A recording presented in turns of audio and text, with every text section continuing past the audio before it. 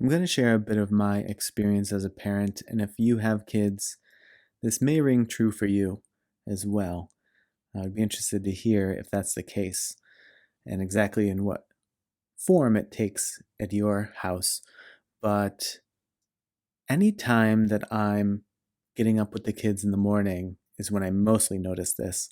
I'll be getting breakfast for them, I'll be making coffee for myself. So I'm grinding beans, I'm putting dishes away, I'm pouring and toasting things and what have you. And they always want to participate. They always want to stir the thing, or they want to buzz the coffee beans, or which is what they call grinding them, or they want to help put the dishes away.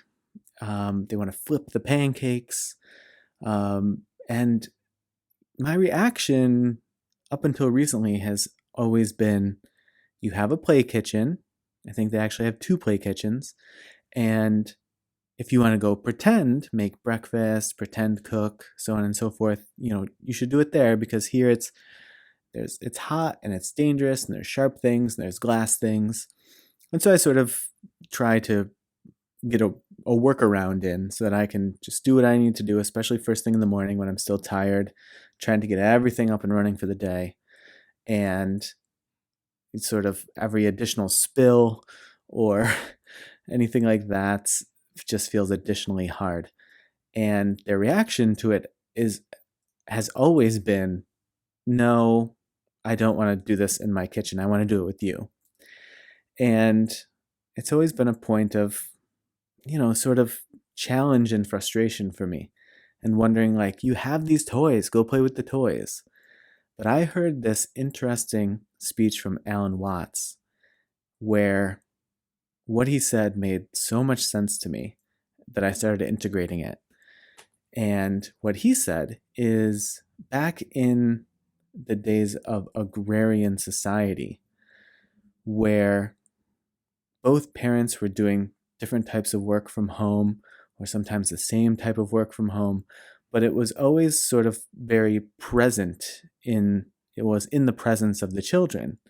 And the children were not only made available the ability to help, but it was expected that they would help, that they would do chores, and that they would participate in, the baking or the cooking or the, other building or deconstructing or feeding of animals, harvesting of crops, whatever it was. They were an integral part of that. It wasn't like, hey, you have a play garden, go do your play garden while I do the real gardening. It was, I need you to come pull carrots and weeds with me.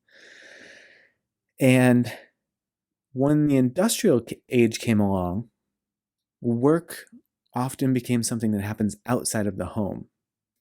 And so it's this sort of like mysterious thing that happens outside of the home, and there is not really a practical ability to include the kids in your work if you're doing it at an office. And certainly, at least not on some ongoing basis. And so this whole concept of the kids participate in the adult work, and it's part of what they really enjoy doing, and it's what they want to do. They don't want to do this fake it with your toys kind of thing. They want to do the real thing. That then became a complete lost art of parenting, where it used to just be out of necessity. And now, out of necessity, seemingly, it's the complete opposite of, please just go play with your toys while I do the real stuff.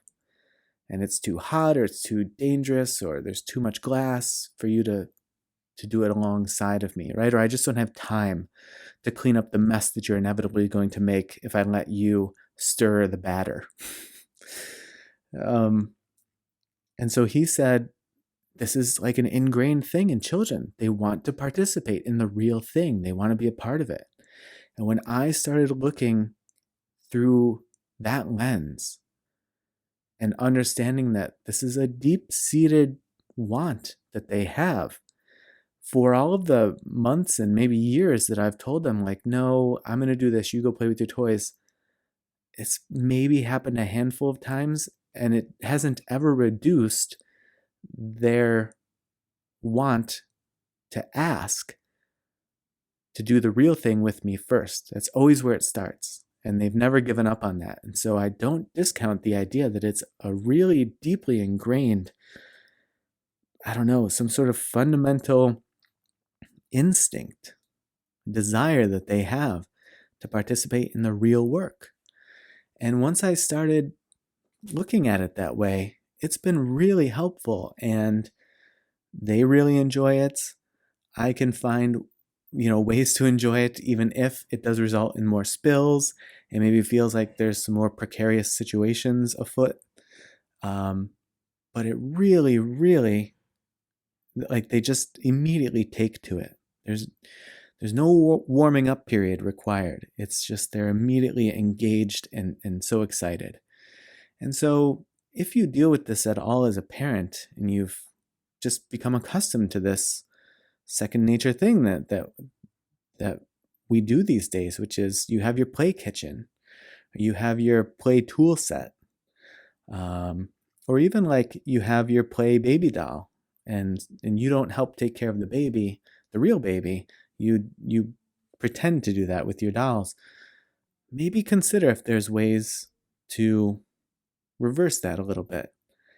And I don't know how easy it is to find the full Alan Watts speech. It happened to come up as part of a stream that I was listening to, and so I don't know the exact sort of title of the talk, but you may want to try to hunt that down because he gets a little bit more in depth, and he's just very engaging and very funny to listen to. And but this is just to say, trying it out has worked well for me, and it just seems so much more to align with what they want to do and with where their hearts and desires are at.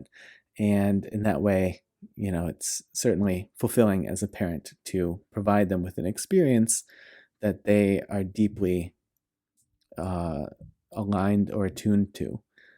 So sort of a different little talk today, but something that I wanted to share, and hopefully it is helpful to some of the parents out there.